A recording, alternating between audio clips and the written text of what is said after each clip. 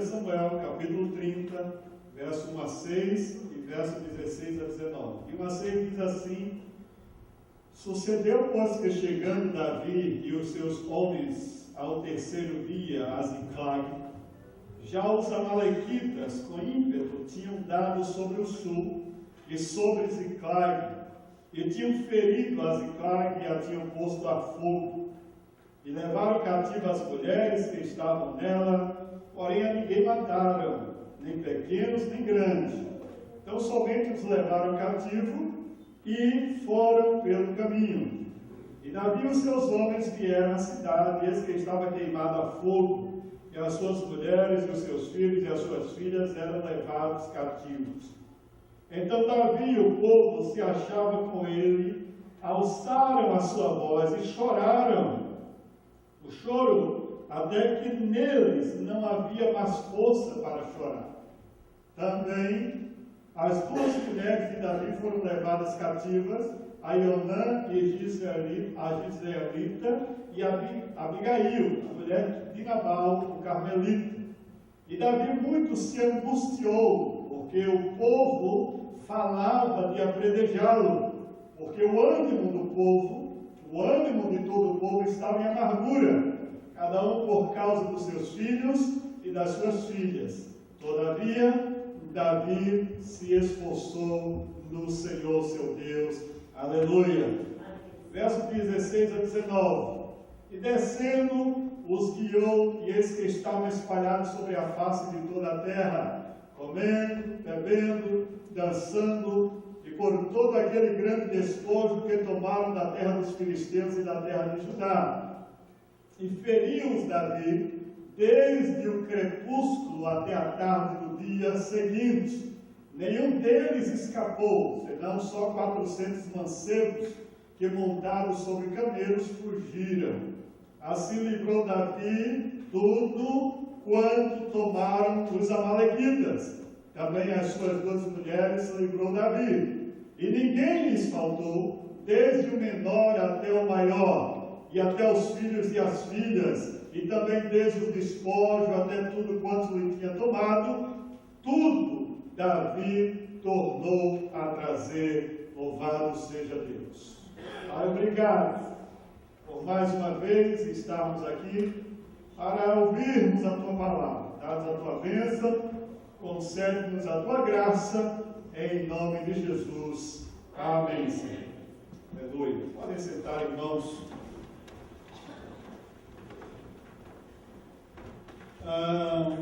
Durante esses 2 anos, estamos fazendo 2 anos de aniversário da nossa igreja, e como pastor eu fiz uma breve avaliação sobre nossa vida, nosso trabalho. Eu creio que talvez hoje não vai ser um dia propício para a gente expandir um pouco sobre esse tema dentro do assunto e dessas informações que eu gostaria de trazer, por causa da hora que não vai nos permitir. Mas essa mensagem, mesmo quando eu comecei essa campanha de oração, ela já estava no meu coração, apesar de não formulada, apesar de não esboçada, apesar de não preparada, mas havia uma luz sobre alguma coisa para a gente.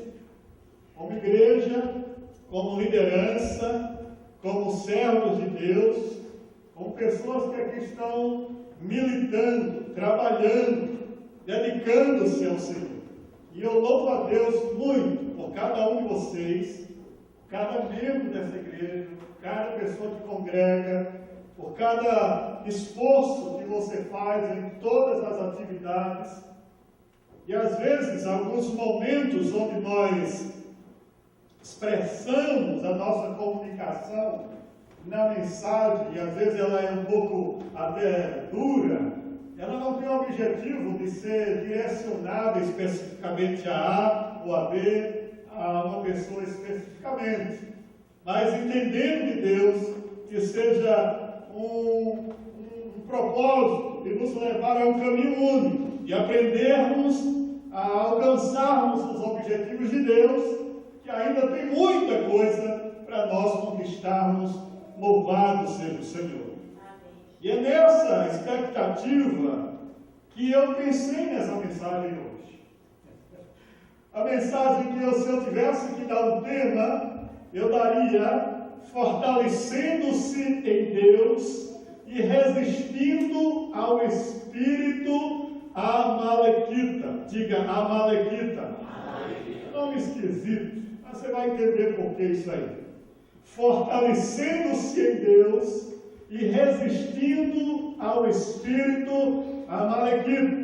O que é que está acontecendo aqui nessa história? O Davi, um homem experiente em guerra, ele estava exilado no meio dos filisteus. Filisteus, irmãos, quem lê um pouco a Bíblia, sabe que eram os maiores inimigos de Israel. Agora imagina você o que é que Davi estava fazendo no meio dos filisteus. Davi estava fugindo de Saul, porque Saul era o rei de Israel, e naquele contexto de reinado, ele fugiu, ele era Saul perseguindo Davi, e o Davi fugiu para a terra dos filisteus. Lá, o rei dos filisteus deu uma cidade para Davi.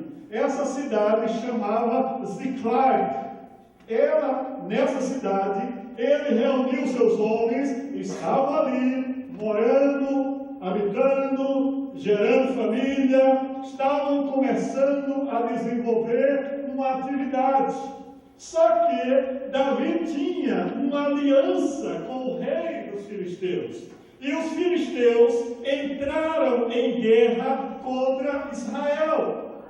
Quando os filisteus entraram em guerra contra Israel, houve entre os oficiais dos filisteus uma certa observação. E disseram: rei, não leva esse homem aí, não leva Davi conosco para essa batalha. Davi é israelita. Olha, se ele for com a gente, quem sabe ele não se volta contra a gente e se torna uma pessoa que vai ajudar Israel contra nós. Então, Davi foi dispensado de ir para aquele confronto, e claro que era evidente que ele não iria e não deveria lutar contra o seu próprio povo. Voltando para a sua cidade, caminho de 3 dias, aproximadamente 100 quilômetros de caminhada. Gente, não era pouca coisa. Ele caminhando com 600 homens valentes, homens de guerra, homens tremendamente dotados. Se você não sabe, Davi tinha homens guerreiros que um só homem de Davi era capaz de matar 700 inimigos. Está comigo ainda aqui? Então era um exército especial, era uma turma de elite. E Davi voltando para casa, quando ele vai se aproximando da cidade, a chamada cidade de Ziclag, ele encontra a cidade totalmente destruída. Tudo foi destruído a fogo. Os amalequitas chegaram na cidade, invadiram a cidade, levaram as mulheres, levaram as crianças, levaram os bens, levaram tudo que tinha direito e tocaram fogo na cidade. Davi olhou e viu que só tinha cinza, só tinha tudo queimado, só tinha tudo destruído. Aí, irmãos, imagina essa cena. Vem comigo aqui, olha bem o que está acontecendo. Eles entram naquela cidade. Onde está a minha mulher? Onde estão os filhos? Onde estão as pessoas? Onde estão os nossos bens? Uma angústia tremenda invadiu o coração daqueles homens. Eles começaram a chorar. A Bíblia diz que eles choraram de tal forma que ficaram angustiados. Eu não seria diferente. Eu acho que você não seria diferente. Numa situação dessa, olhar para tudo perdido, tudo destruído, o que é que eu vou fazer? Não tinha mais nada. a Bíblia diz que a angústia do povo era tão grande, os 600 homens valentes, homens de guerra, que eles começaram a desejar apedrejar Davi. A Bíblia diz que Davi, eu acho assim na minha maneira de ver, olhou, refletiu, chorou, esvaziou o choro, agora ele enxuga as lágrimas, ele levanta a cabeça, ele dá um suspiro, ele olha assim para o alto, ele se renova em Deus. A Bíblia diz que Davi recebeu ânimo no Senhor. Eu acho, eu não estou vendo na Bíblia, eu acho que ele olhou para aqueles homens e disse assim: gente, vamos parar de chorar, vamos parar de ficar de cabeça baixa, vamos parar de nos sentir como derrotados, levanta a cabeça, vamos atrás do que é nosso, porque Deus pode dar para a gente. Louvado seja o nome do Senhor. A Bíblia diz que Davi consultou o Senhor, o sacerdote disse: vai, porque tudo vai ser devolvido para vocês. Dá um amém, irmãos. E aqui que eu entro no nosso contexto, entro nessa mensagem. A primeira coisa que eu encontro aqui é esse povo chamado Amalequita.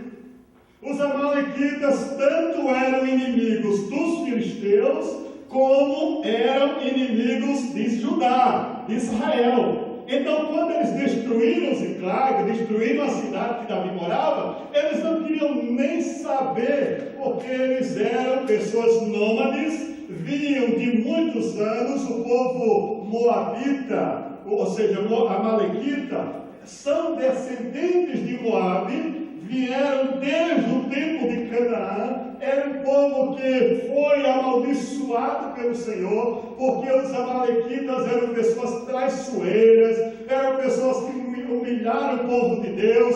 Quando Israel saiu do Egito, eles foram lá e mataram várias pessoas do povo do Senhor. Houve uma grande luta lá no deserto, onde Ur e Arão seguraram as mãos de Moisés contra a luta contra os Amalequitas, e a Bíblia diz que Deus deu vitória a Israel. Então é um povo bem antigo, um povo que já vinha desde lá do Egito, incomodando Israel.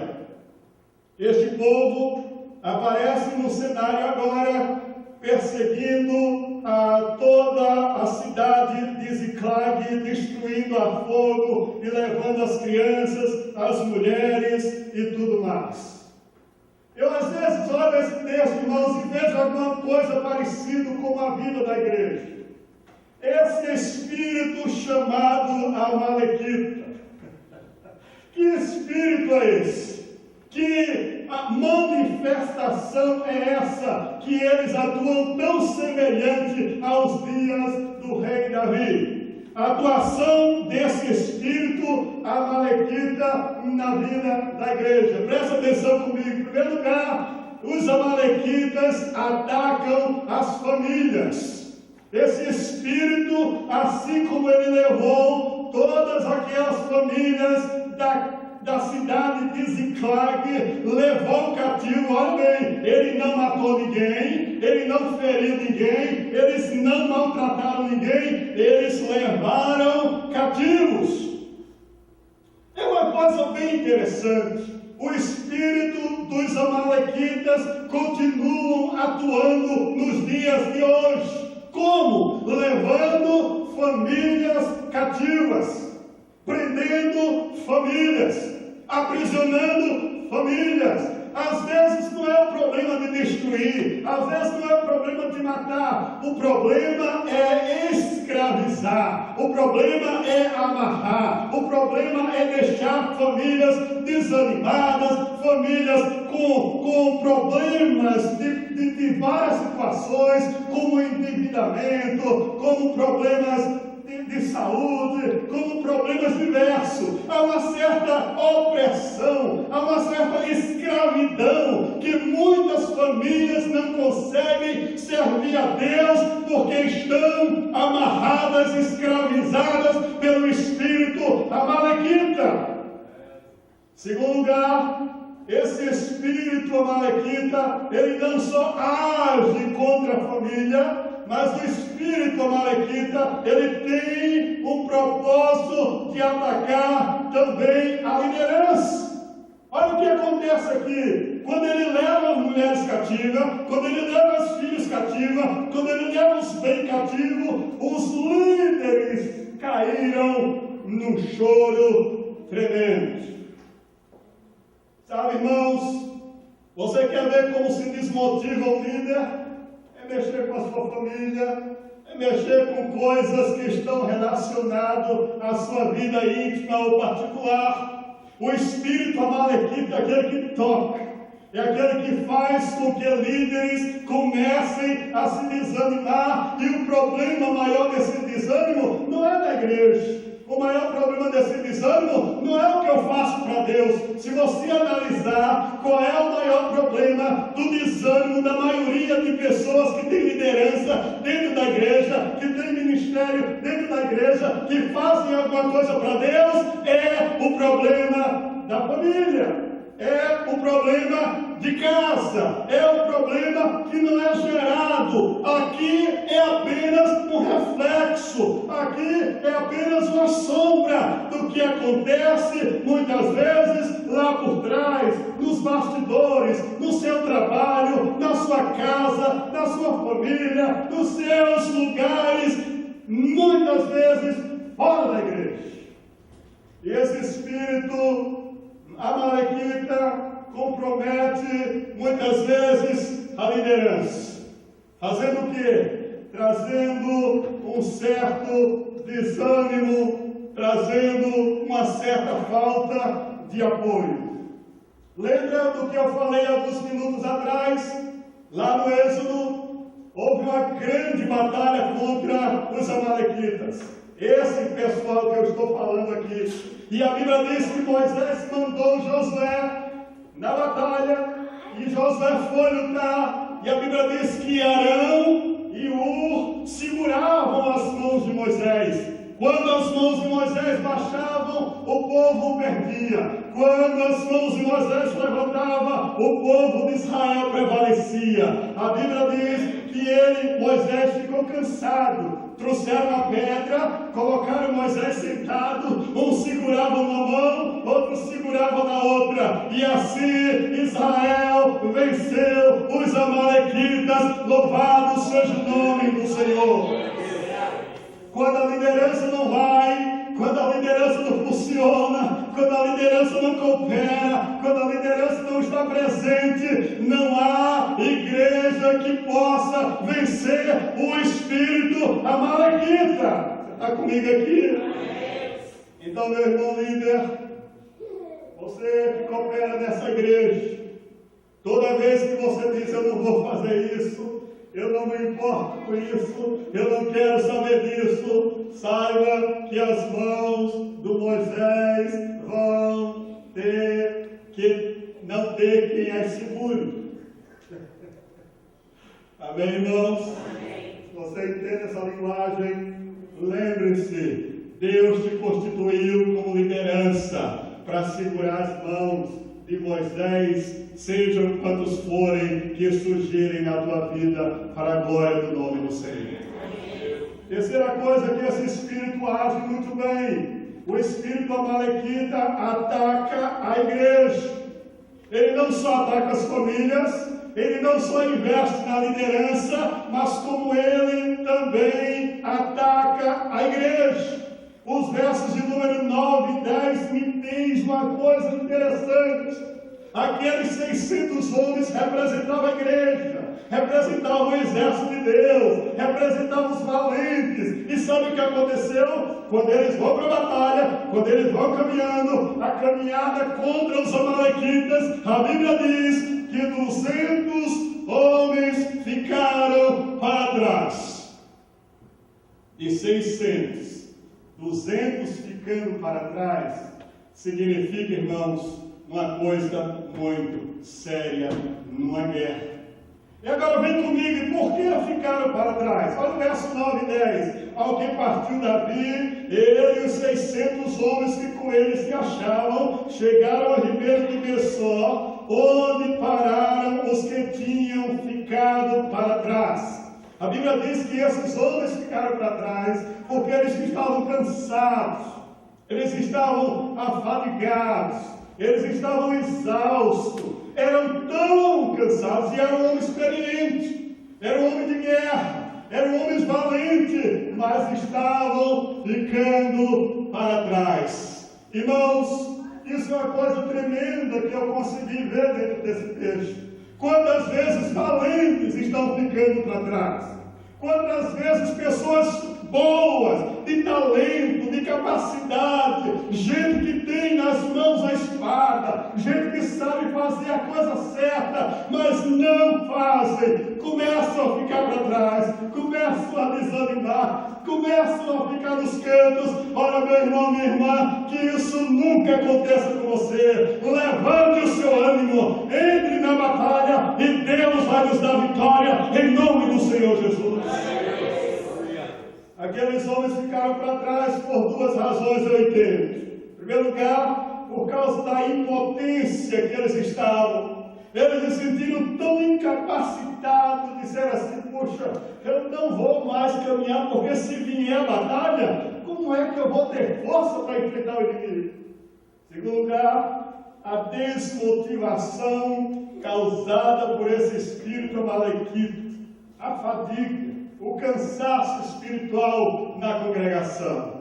Hoje eu senti nossa igreja muito animada, muito renovada. O pastor Márcio sentiu isso assim no começo deste culto, no momento deste culto. Mas uma coisa, irmãos, que nos preocupa é quando a igreja começa a perder o brilho, quando a igreja começa a perder a luz, quando a fadiga, quando o cansaço, quando aquilo que começa a cumprir a nossa liberdade de adorar, de louvar, de expressar a gratidão a Deus. Isso nunca deve deixar de existir na igreja. A igreja tem que adorar, exaltar, louvar o nome do Senhor e fazer dele o centro da nossa adoração. Aleluias ao Senhor. Agora, irmãos, para que esse inimigo atue, ele tem uma estratégia. Qual é a estratégia desse espírito amalequita no meio da igreja? Em primeiro lugar, o espírito amalequita não tem propósito de matar, mas de enfraquecer, para comprometer o crescimento. Você sabia que a maior estratégia hoje do inimigo não é matar crente? Não. A maior estratégia é enfraquecer o crente, é deixar ele doente, é deixar ele machucado. Como é que está, irmão? Estou muito bem, não. É assim com fulano, estou bem com fulcano. Quando um doente no exército fica doente, ele precisa de pelo menos 2 para carregar ele. Às vezes a igreja está carregando mais os doentes do seu próprio exército do que trazendo os doentes de fora para dentro da casa de Deus. Está comigo aqui, irmão? O que nós temos que nos preocupar é que esse espírito dos amalequitas traz desânimo ao povo de Deus. Ele joga uma espécie de desânimo tão tremendo que eles são capazes de deixar para trás os próprios dele, como aconteceu no caso dessa história. Um deles, egípcio, foi deixado no caminho. Que nos preocupa quantas vezes na igreja nós tomamos atitudes como essa. É claro que nunca vamos deixar os que estão doentes, nunca vamos deixar os que estão enfermos, nunca vamos deixar os que estão fracos na fé. Não devemos ir buscar sim, devemos cuidar deles sim, devemos dar assistência sim, mas precisamos de gente que faça isso também, para que o nome do Senhor seja glorificado. Essa semana, visitando um dos nossos diáconos, conversando com ele, o irmão Fabrício, e é líder do diácono, sobre o nosso projeto, próximo ano, o que fazer, e entre as metas que nós estamos pensando é o trabalho dos diáconos nas visitas pastorais, acompanhando, auxiliando, fazendo a sua parte, para que a igreja saiba quem são esses homens e mulheres de Deus que fazem o serviço da diaconia com muita graça e louvor para o nome do Senhor. Aqueles que precisam que busquemos, aqueles que precisam do nosso cuidado. Em segundo lugar, a outra estratégia que esse inimigo age, esse espírito age, é que o espírito amalequita, irmãos, não só ataca pela frente, em forma de confronto, mas pela retaguarda, pelos que estão atrás, em forma de retaliações e dissimulações. Está comigo aqui?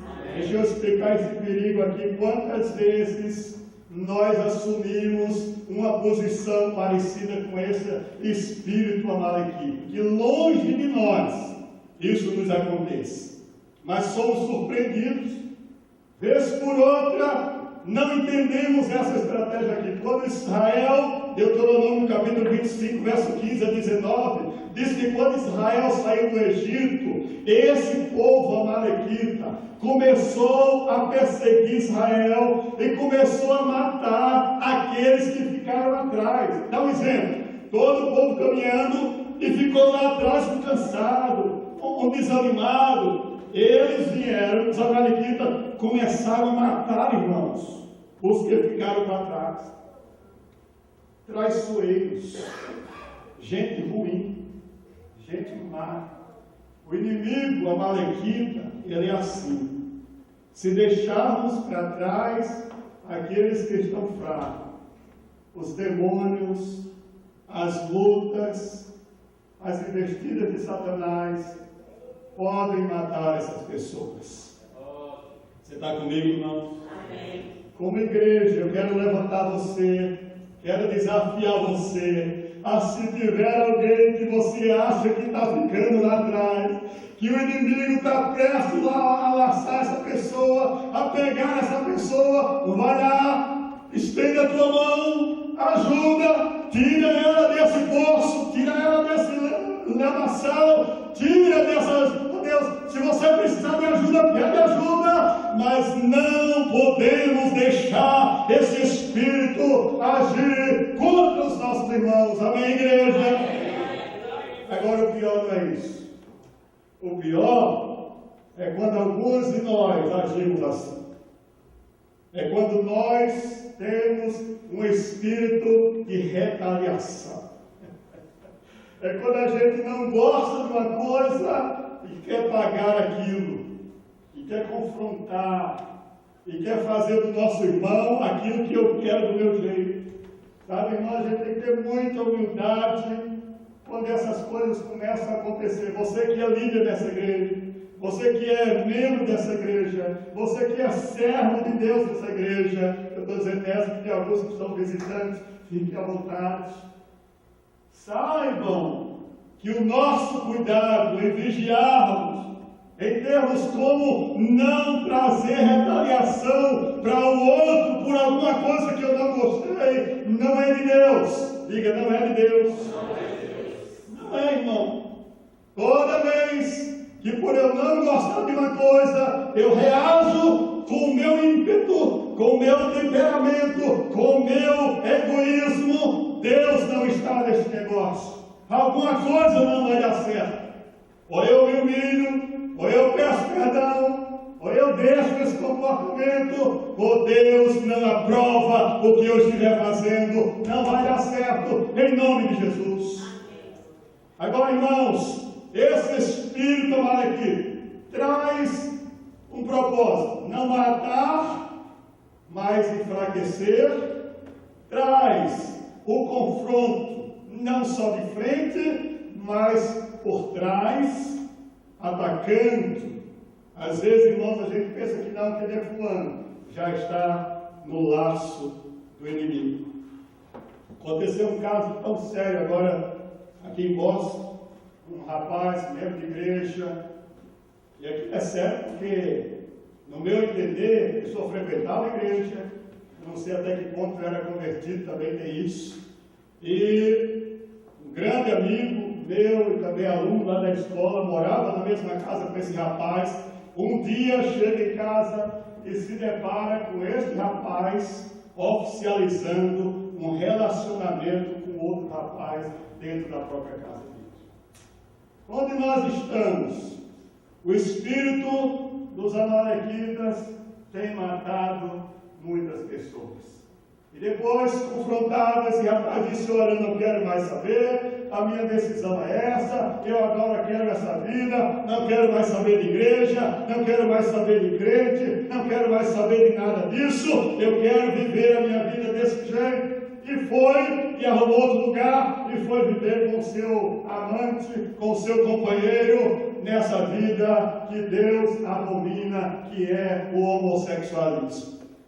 Sabe, irmãos? Coisas como essa podem acontecer, ou coisas parecidas, onde o inimigo tem tragado várias vidas e procuramos por elas já estão ceifadas por Satanás. Agora eu quero terminar essa mensagem com algumas sugestões de como vencermos o espírito dos amalequitas, esses demônios.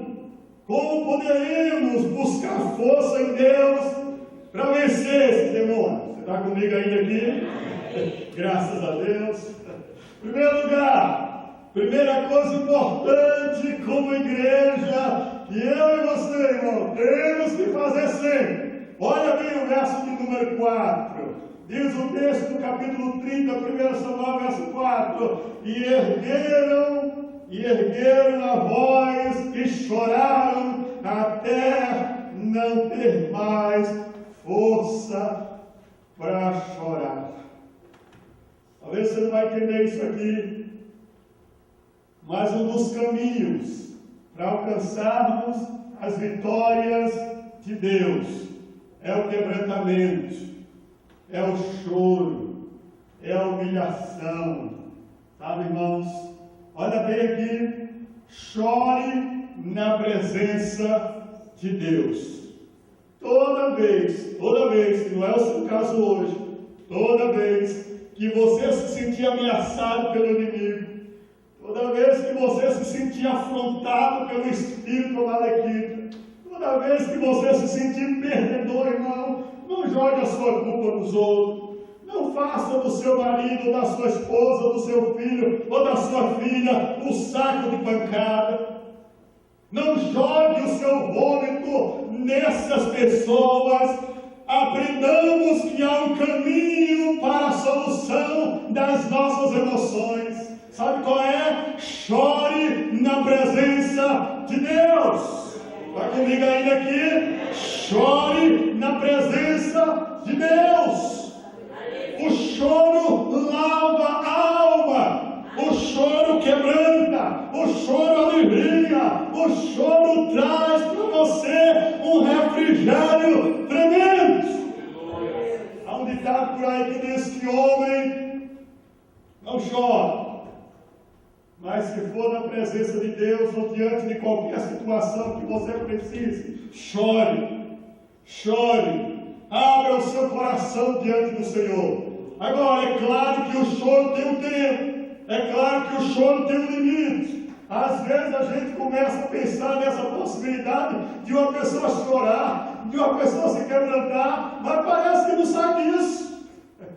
Toda vez que você encontra, é um chororô, é uma lamentação, é uma luta, aí não dá, irmão. Tem um tempo para chorar. Está comigo? Mas chore. Abra o coração diante de Deus. Talvez das maiores crises da nossa vida é a maior hora de nós chorarmos diante de Deus. Sabe por quê? Porque é nessa hora que a boa mão de Deus se estende sobre nós. Quando eu estava prestes, diante da decisão da médica em escolher entre Rossane e o Marconi Júnior, que deveriam ter vida, um dos dois iria morrer. Aquela médica disse que não há outra opção. Você tem o seu filho ou você tem sua mulher. E foi quando eu me lembro com tanta clareza, uma das formas de ter chorado diante de Deus aquela madrugada. Aquela noite não dormi. Eu precisava de uma resposta de Deus. E eu disse a Deus: Senhor, eu quero a Rossane e eu quero Marconi Júnior vivos. Eles não devem morrer. Faz isso, Senhor, por favor. Clamei ao Senhor aquela noite. No outro dia, cheguei ali com todos aqueles equipamentos, tanta coisa, tanta necessidade de tudo, para ver se tudo dava certo. A médica me chama mais uma vez e me dá a última advertência: não se surpreenda se alguma coisa não der 100% certo. E eu já tinha voltado para aquele lugar com o coração tranquilo e confiante de que Deus ia fazer o milagre. E agora há pouco, Marconi Júnior completou os seus 18 anos. Louvado seja Deus. Segundo lugar, irmão, identifique o inimigo, melhor chore na presença de Deus. Segundo lugar, compreenda as pessoas. Segunda coisa, para quem quer vencer, para quem quer sair da crise, para quem quer, ó Deus, para quem quer buscar em Deus força, compreenda as pessoas. Irmãos, quando aqueles homens pegaram pedra para apedrejar Davi, eu imagino quantas vezes líderes são assim. Às vezes a pessoa não gosta, as pedrinhas começam a ser jogadas. Você está fazendo o seu ministério consciente, meu irmão, minha irmã. Mesmo que alguém não goste, mesmo que as pessoas comecem a jogar pedra, por favor, aprenda a compreender as pessoas. Você imagina a angústia que aqueles homens estavam vivendo? Você imagina perder mulher, perder filho, perder bens, perder tudo? Alguém vai estar na sua frente, vai ser o primeiro, irmão. Sabe, o líder não deve ser assim. Mas aqueles soldados de Davi começaram a desejar apedrejar. Eu quero que você saiba uma coisa hoje. Às vezes eu vejo alguém apedrejando o pastor ali, o pastor acolá. Quando o líder faz alguma coisa que as pessoas não gostam, a primeira coisa que eles fazem é degolar essa pessoa, é jogar pedra nela. Que é um conselho, irmão: não te mete nisso. Seja quem for, seja o pastor que for, seja o homem ou a mulher de Deus que for, estão matando, estão malhando, estão jogando pedra, sai fora, irmão, sai fora, porque amanhã esse homem se levanta de novo, esse homem pode ser um grande homem de Deus de novo, e você vai ficar com a sua cara lisa pelo que você falou. Tenha cuidado, porque uma pessoa pode cair, uma pessoa pode errar. Não é só você que é crente. Pastor é homem, é ser humano, e eles podem falhar também. Agora, não sou eu que vou pegar a pedrinha e vou jogar contra eles. Está comigo, irmãos? Amém. Não façam isso. Amém. Não façam isso com ninguém. Com ninguém. Ouviu a história? Não sei nada. Estou fora. Aleluia. Compreenda as pessoas, porque essa fase passa. Às vezes a angústia no momento, depois vai refletir e diz: olha, talvez não foi tudo isso. E é um problema. Eu fui numa situação agora que eu estou enfrentando, me chamaram para conversar sobre essa situação e tal, e contaram a história, o pastor foi visto assim, assado, e depois quando tentaram provar, irmão, tudo, nada foi provado. Metade daquela igreja que se levantou contra aquele pastor, ficaram tudo de cara lisa. O pastor entrou na igreja, olhou para todo mundo e disse: aí, sabe, aquele metade ficaram sem saber onde se esconder, porque difamaram o homem que ninguém pôde provar nada contra ele. Antes de jogar a pedra, pensa 2 vezes. Porque nessas horas de crise é fácil a gente ter os ânimos alterados, a gente falar pelos dentes, a gente não ter a linguinha controlada. Aliás, tem uns que nem tem controlado, né? Nem pensa aqui, é em qualquer hora, né? Mas que Deus nos dê o controle em nome de Jesus.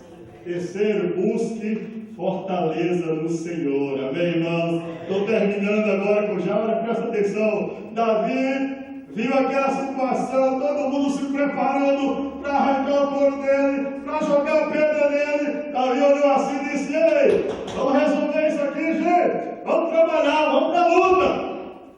Vamos atrás do que é nós. Eu acho que ele pegou, se arrumou, juntou os homens, saiu na frente. Irmãos, o cara erguida caminhou para a batalha. Não importa qual é a luta que você está passando, a sua família precisa de você. Amém? Não fique como aquele líder que está vendo o inimigo levando tudo e fica parado sem fazer nada. Não, irmão. Não, irmão. Arregaça as mangas. Vai buscar o que é seu. A esposa, os filhos, os bens. O inimigo levou, o inimigo prendeu, o inimigo escravizou. Davi disse: vou buscar. E ele foi, e Deus deu vitória a Davi. Aleluia ao Senhor, irmão. Se você for buscar o que é seu, Deus vai dar. Deus vai restituir. Deus vai devolver. E eu não estou falando aqui por causa de um certo hino, restitui, não. Eu estou falando daquilo que um homem de Deus, um homem de fé, um homem de coração, porque tem muita gente que vai pedir, não vai chegar nunca, porque você não refreia a língua, porque você não cuida do seu comportamento, porque você não tem testemunho cristão, não vai acontecer nunca. Agora, se for homem e mulher de Deus, aí você pode dizer: Senhor, eu preciso da tua graça, dá de volta o que eu perdi, e Deus vai te abençoar em nome de Jesus. Davi, porém, fortaleceu-se no Senhor, verso 6. Ele exercitou fé e tudo deu certo para a glória do nome do Senhor. Quarta coisa, olha o que diz o verso 7 e 8. Davi buscou orientação do Senhor. Amém? Quando é que nós devemos buscar a orientação de Deus? Nessa crise, numa hora dessa. Alguém disse: e aí, o que ele faz? Chama aí o sacerdote. Chamaram o sacerdote, consultaram o Senhor. Irmãos, consultar o Senhor é bom. Amém? E Deus fala com a gente. Deus fala com a gente. Quando Davi consultou o Senhor, a Bíblia diz no verso 7 e 8: eu vou alcançar eles. Olha, irmão, a caminhada era longa, o camarada estava longe. O servo de Deus disse: vai alcançar. Eu vou conseguir de volta. O profeta de Deus disse: vai conseguir. Eu vou restituir tudo. Vai. Posso ir atrás dele? Pode. Aleluia. Glória a Deus. Tem gente que já desistiu. Tem gente que disse: não vai dar certo, não funciona, nem vou insistir mais. Mas eu quero lhe dizer: se você buscou orientação de Deus, vem quarta-feira aqui, vem na quarta-feira buscar o Senhor. Deus quer falar com você em nome de Jesus. Quinta coisa, identifique o inimigo causador daquela tragédia. Verso 13, verso 15. Termina, irmão. Olha que tanta coisa bonita aqui. Olha o que diz o texto. Davi foi, obedeceu a Deus. No caminho, ele encontrou um egípcio. O egípcio era servo de uma amalequita que tinha sido deixado para trás. Comigo aqui, irmão. Os amalequitas eram tão terríveis que ele tratava uma pessoa doente como um cavalo de perna quebrada. Eles deixavam para trás, para não incomodar eles.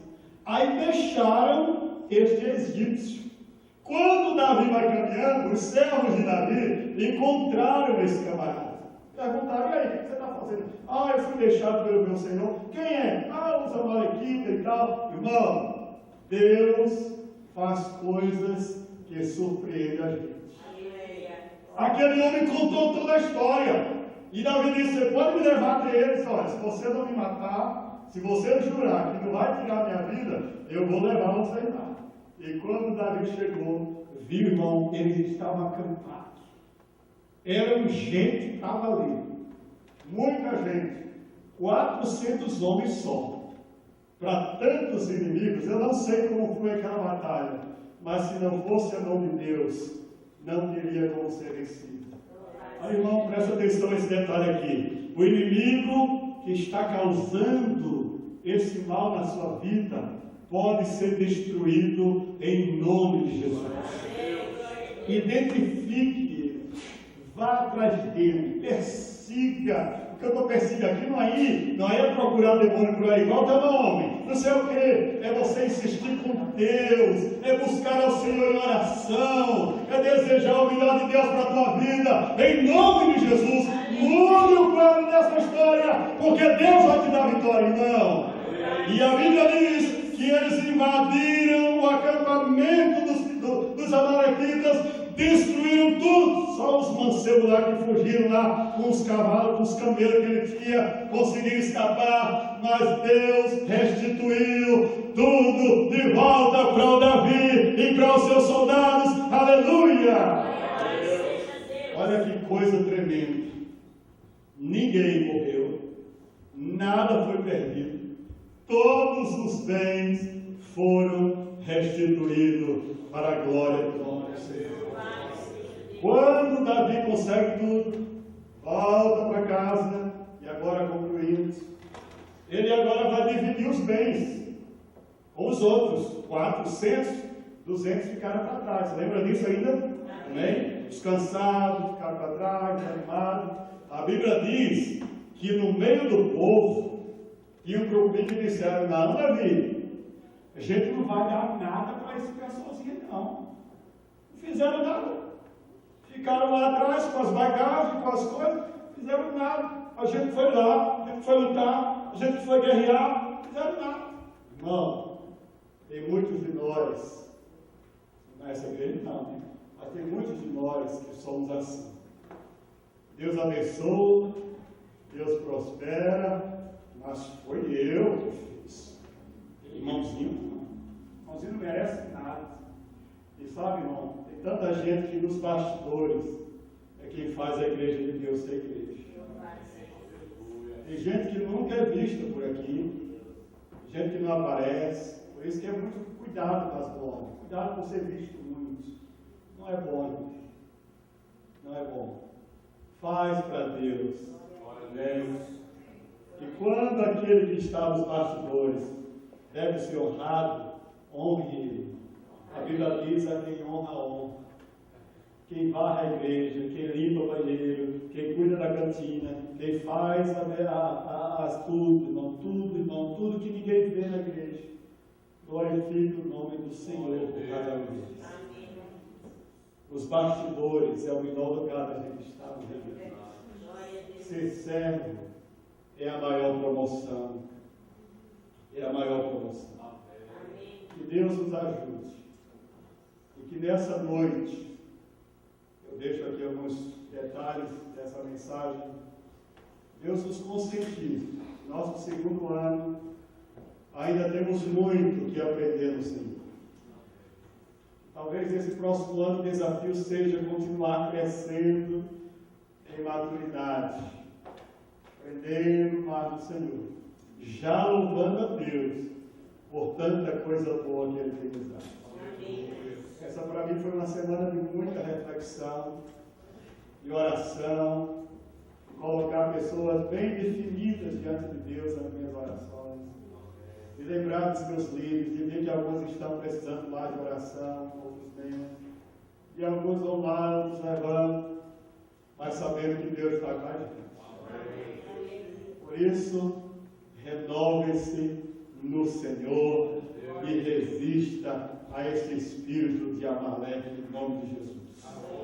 Amém, irmãos? Curva a sua cabeça, por favor. Obrigado, Senhor, pela tua palavra. Obrigado por esse tempo de reflexão. Em nome de Jesus, Senhor, conceda a sua graça. Uma semana de vitória, uma semana, ó Deus, onde nós possamos